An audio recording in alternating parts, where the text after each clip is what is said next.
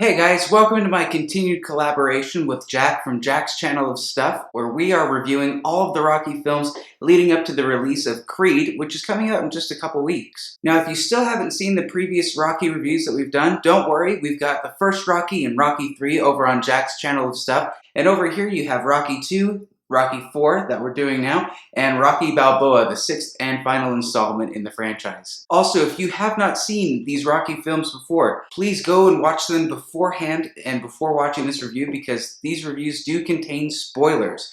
You have been warned. Jack, what were your thoughts on Rocky 4? Hey Patrick, thanks again for letting me be on your channel today to talk about Rocky 4. Now my review of this film is going to be really simple because Rocky 4 is just the same stuff we saw last time. Rocky has to fight the next big opponent who's built as being unbeatable and no one else can beat him, but Rocky ends up beating him anyway. Adrian and Paulie are once again there just because they have to be there. Adrian once again doubts that Rocky will win the fight, but eventually she comes around and supports him anyway. Same old plot points, same old movie. Let's go back to Rocky 2. In my opinion, Rocky 2 felt like a natural sequel in the sense that Rocky had to get a job and eventually had to get back in the ring and fight Apollo Creed to secure his financial future. It felt like a natural progression from the first film and felt like a story that was worth telling. And then Rocky 3 and 4 come along and they're just pretty much the exact same film. The first half of Rocky 4 is pretty much the Apollo Creed show. It concentrates all on Apollo Creed and Rocky feels more like a supporting character, thus it didn't really feel like a Rocky film for the first half. Then the second half of the film is like 85% montages. You see what I mean? There's just no substance to it whatsoever. Rocky 4 is not a terrible film. Just like the previous 3 Rocky films, it has good boxing matches and entertaining training montages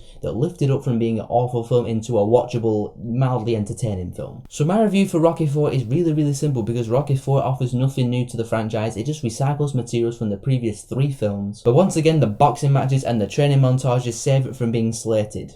More or less. I'm going to be really generous and I'm going to give Rocky 4 a 3 out of 5. Best part of this film, Paulie's robot. Awesome supporting character. But once again, Patrick, thank you very much for having me on your channel to talk about Rocky 4. I cannot wait to see you at the Rocky 5 review. See you there. Now, after 3 installments of the Rocky franchise, you would think at this point they're beating a dead horse.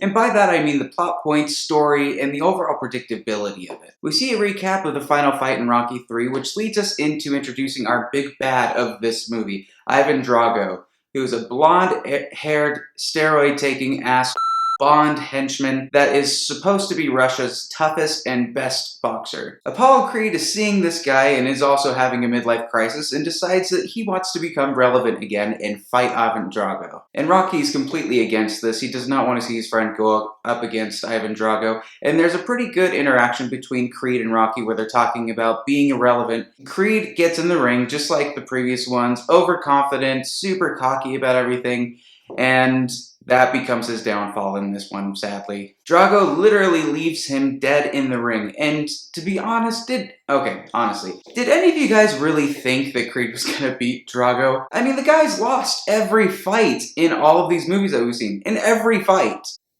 Who thought he was gonna win? From that point, Rocky 4 turns into the cliched moments of all the previous Rockies. Rocky wants to fight. Adrian doesn't want him to fight. Rocky does a training montage. Adrian is okay with him fighting now. They have a big fight at the end. Freeze frame.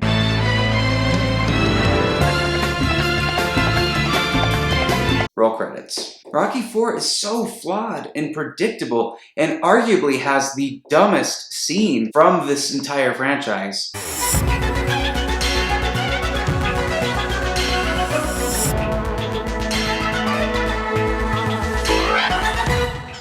the hell is this? What the f was that? There are so many 80s cliche moments, from the digital punch machine that Ivan Drago uses to show how powerful he is. All the weird transitions and the sounds and songs of this film, it just screams 80s movie. And the characters. It seems that further along in each Rocky installment, everybody that's a side character gets pushed down even more, and Rocky becomes even more of the focal point of the entire story. Adrian has next to nothing to do in this movie, absolutely zero character development. Pollie's just there as usual. Drago is this one-note Bond henchman that just says stupid things throughout the movie. I must break you.